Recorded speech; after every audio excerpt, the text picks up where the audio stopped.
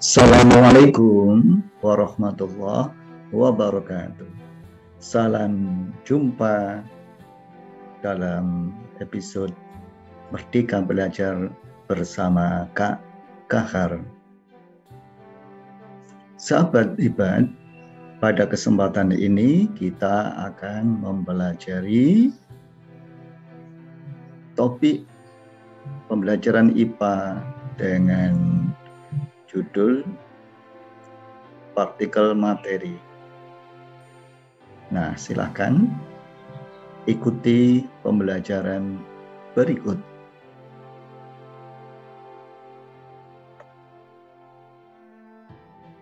Sahabat belajar, pada pembelajaran ini tujuan pembelajaran kita adalah: pertama, sahabat dapat menjelaskan konsep partikel penyusun materi atau zat. Yang kedua, menjelaskan konsep struktur atom. Ketiga, menjelaskan konsep perkembangan teori atom. Keempat, menjelaskan konsep ion dan molekul.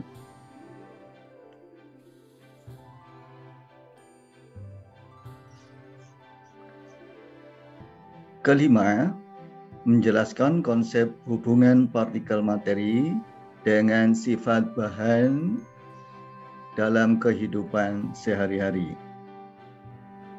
Sahabat, apa yang sahabat dapat jelaskan mengenai partikel materi yang menyusun air, pegunungan, dan alam semesta ini? Nah, suatu pembahasan yang sangat menarik, bukan? Baiklah, kita akan lanjutkan pembahasan kita terhadap partikel penyusun materi. Secara garis besar, partikel penyusun materi dapat berupa atom, ion, dan molekul. Nah, bagaimana sahabat dapat menjelaskan apa yang dimaksud dengan atom, ion, dan molekul? Nah, pada kesempatan ini sahabat diajak untuk mempelajari permasalahan tersebut.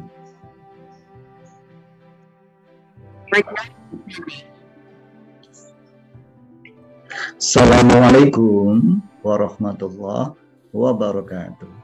Salam jumpa dalam episode Merdeka Belajar bersama Kak Kahar.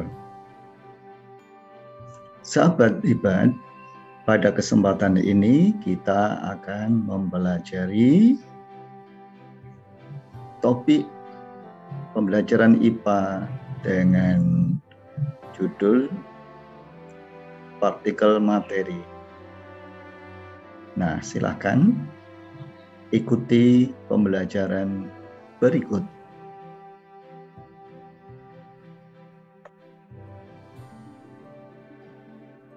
Sahabat belajar, pada layar monitor ini sahabat dapat melihat peta konsep dari suatu studi mengenai sains. Sahabat dapat melihat bagaimana alam semesta ini telah dipelajari oleh para saintis dalam kajian kosmologi, atau secara umum pada sekarang ini dipelajari dalam bidang ilmu astronomi. Kemudian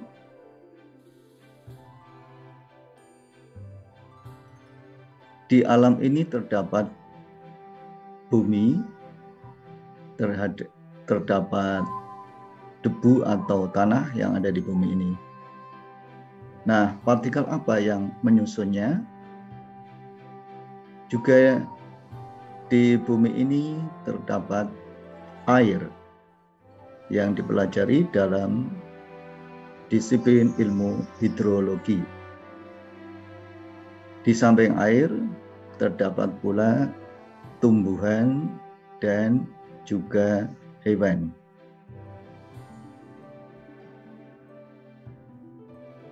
Materi naturalisasi tersebut tersusun oleh partikel-partikel yang telah dipelajari oleh para ilmuwan yang tadi telah kita singgung, yaitu adanya atom, ion, dan molekul, di mana partikel-partikel itu membentuk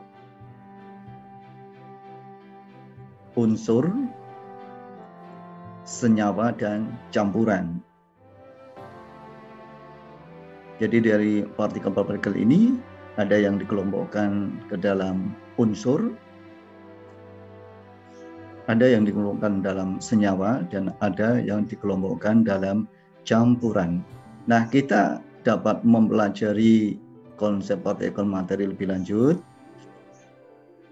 sebagaimana berikut ini dengan mengetik kata kunci pertama adalah tentang teori atom dengan search engine Google. Sahabat dapat mempelajari banyak perkembangan daripada teori atom, kemudian teori atom Dalton, teori atom Thomson, teori atom Rutherford, dan teori atom Bohr lebih lanjut. Nah, sedikit kita lihat perkembangan dari teori atom itu, misalnya kita memilih informasi ini.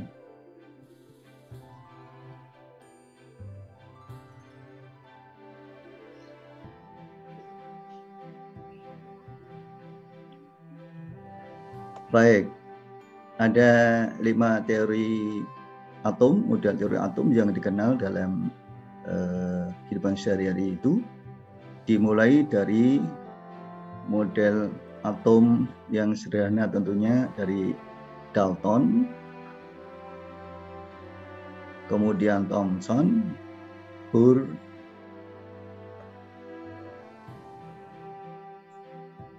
jadi teori atom Dalton, teori atom Thomson, teori atom Rutherford, teori atom Bohr, dan yang terbaru adalah teori atom mekanika gelombang.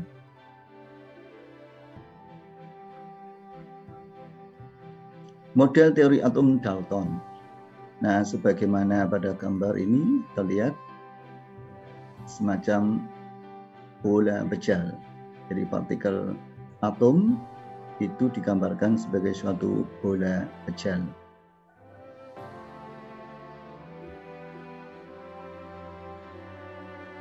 Berikutnya berkembang teori atom Thomson, digambarkan sebagai bola bejal yang di mana dalam permukaannya terdapat muatan-muatan elektrik. Ada muatan negatif dan ada muatan positif.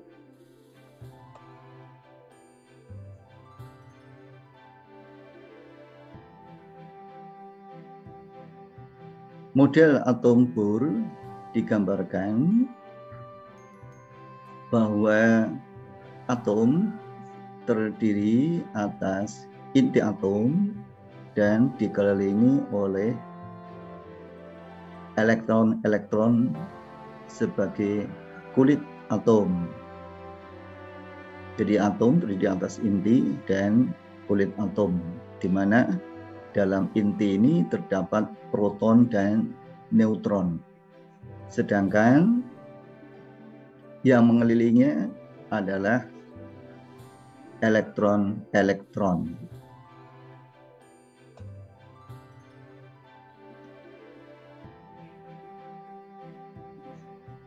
Nah, ini model atom modern dalam bentuk model atom mekanika kuantum. Modelnya menjadi semacam ini, di mana terdapat subkulit dari kulit atom. Dikenal adanya subkulit S, subkulit P, subkulit D, dan subkulit F pada kulit atom. Yang berada mengelilingi inti, di mana intinya berupa proton dan neutron. Nah, itulah gambaran secara garis besar mengenai konsep teori atom. Jadi atom dipandang sebagai bagian terkecil dari suatu unsur yang tidak dapat dipindah-pindah lagi secara kimiawi.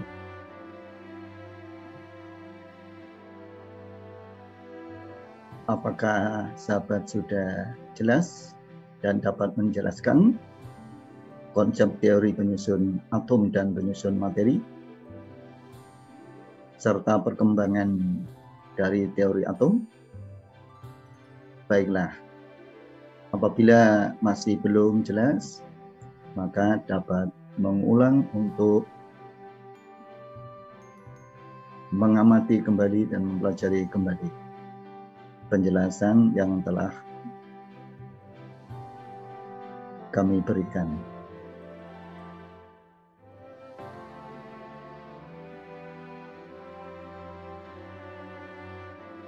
Nah, sahabat belajar, secara ringkas dapat ditelusur kembali konsep teori atom dengan mengakses image pada Google Search Engine atau mesin pencari Google. Dari gambar-gambar tersebut, dari gambar-gambar berikut dapat memperkaya pemahaman sahabat mengenai teori atom. Dan untuk teori molekul, kita dapat mengetiknya dengan molekul, teori molekul.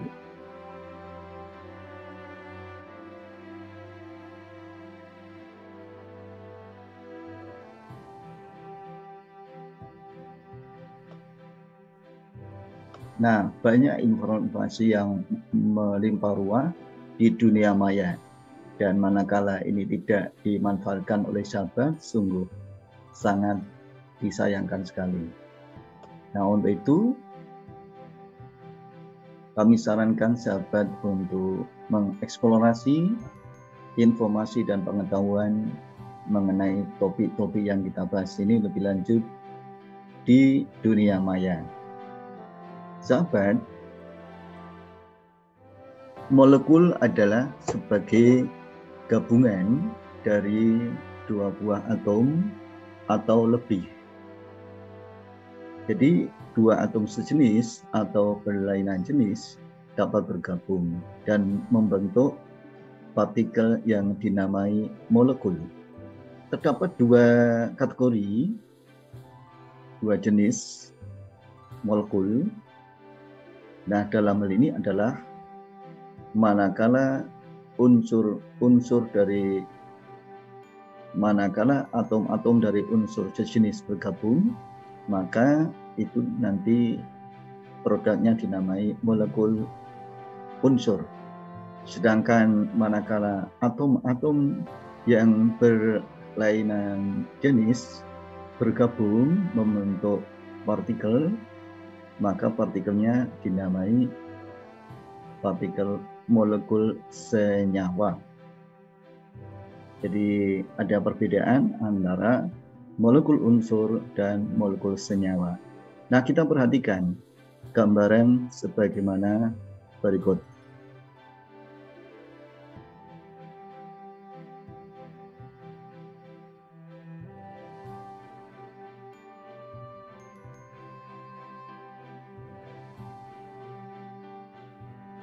Nah, kita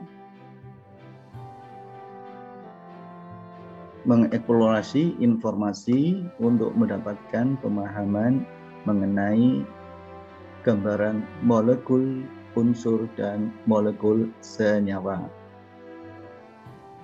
Nah, penggambarannya adalah semacam ini. Ini menggambarkan apabila yang di tengah ini adalah atom oksigen dan di sebelahnya ini atom hidrogen, maka ini nanti membentuk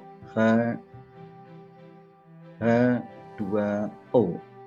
Jadi kalau ini oksigen dan ini hidrogen, maka membentuk molekul H2O. Nah, sudutnya nanti tertentu karena molekul air memiliki sudut tertentu.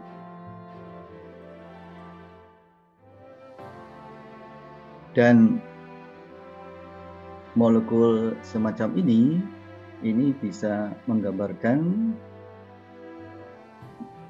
molekul-molekul yang lainnya.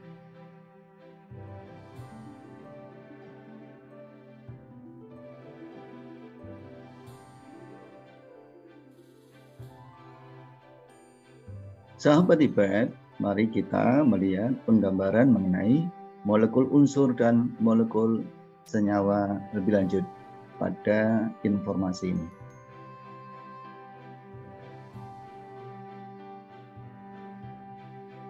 Nah, bagaimana perbedaan antara molekul unsur dan molekul senyawa itu? Contoh adalah molekul hidrogen, molekul oksigen, molekul nitrogen, dan molekul klorin. Ini digambarkan dengan adanya dua atom hidrogen yang bergabung membentuk H2. Sedangkan untuk oksigen bergabung membentuk O2, nitrogen bergabung membentuk N2, dan klor bergabung membentuk klorin. Nah, ini yang bergabung adalah atom dari unsur-unsur yang sejenis. Bagaimana dengan unsur yang berlain jenis? Contohnya adalah atom N dengan atom O membentuk nitrogen oksid atau NO. Kemudian H2O molekul air. Selanjutnya molekul NO2 atau nitrogen dioksid. Kemudian karbon dioksida atau CO2. Perhatikan dan bandingkan penggambarannya untuk molekul unsur yang ada di atas ini dan molekul senyawa yang ada di bawah ini. Jadi jelas bahwa molekul unsur disusun oleh atom-atom unsur yang sejenis, sedangkan molekul senyawa disusun oleh atom-atom unsur yang berbeda.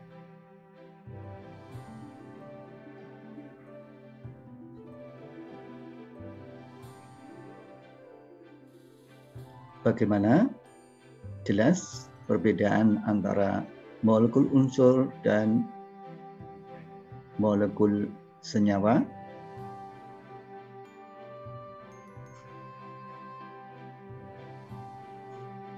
Sahabat debat, mari kita lanjutkan diskusi pembelajaran materi kita pada kesempatan ini pada senyawa ion.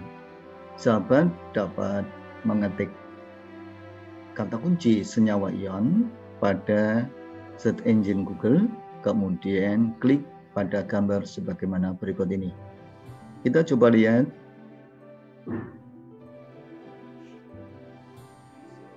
tata namanya, contoh-contoh dari senyawa ion berikut.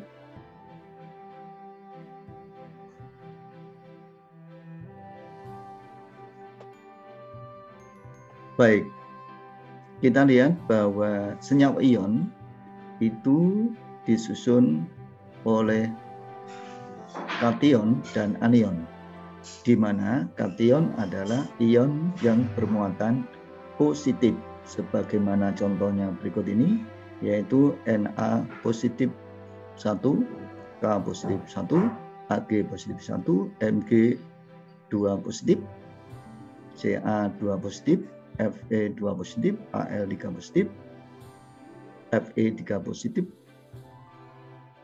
dan ion kobalt 3 positif. Adapun anion adalah ion-ion yang bermuatan negatif. Sebagai contohnya, Cl negatif 1, SO3 bermuatan 2 negatif, PO4 bermuatan 3 negatif, Br bermuatan 1 negatif, CO3 bermuatan 2 negatif, dan seterusnya. Nah, senyawa ion itu dibentuk oleh kation dan anion yang bergabung dalam rumusan senyawa, misalnya Na positif dan Cl negatif membentuk NaCl, dan nama senyawanya adalah natrium klorida. Kemudian K positif bergabung dan SO3 2 negatif, dan tentunya K-nya ini butuh 2 buah ion K positif sehingga membentuk K2SO3, dan namanya adalah kalium sulfit. Kemudian ion Ag positif bergabung dengan ion PO4 3 negatif membentuk Ag3PO4 yang nama senyawanya adalah perak fosfat. Berikutnya, ion Mg2 positif bergabung dengan Br negatif membentuk MgBr2, dan nama senyawanya adalah magnesium bromida. Dan selanjutnya, ini dapat sahabat perhatikan, ada kalium karbonat, ada besi 2 arsenid, kemudian ada aluminium nitrat, dan ada besi 3 sulfat, serta kobalt 3 fosfat. Nah, itulah contoh-contoh senyawa ion yang dibentuk oleh penggabungan kation dan anion.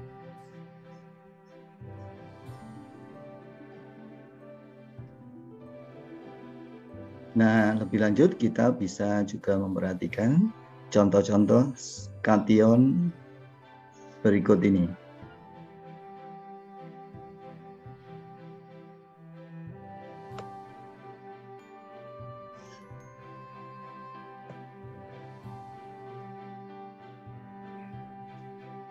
Nah, yang bermuatan positif ini adalah kation, sedangkan yang bermuatan negatif adalah anion.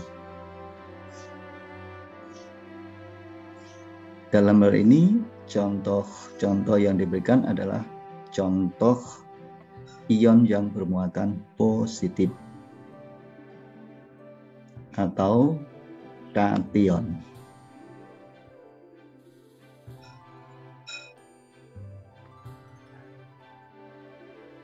Sedangkan yang di bawahnya ini adalah contoh-contoh dari anion atau ion-ion yang bermuatan negatif.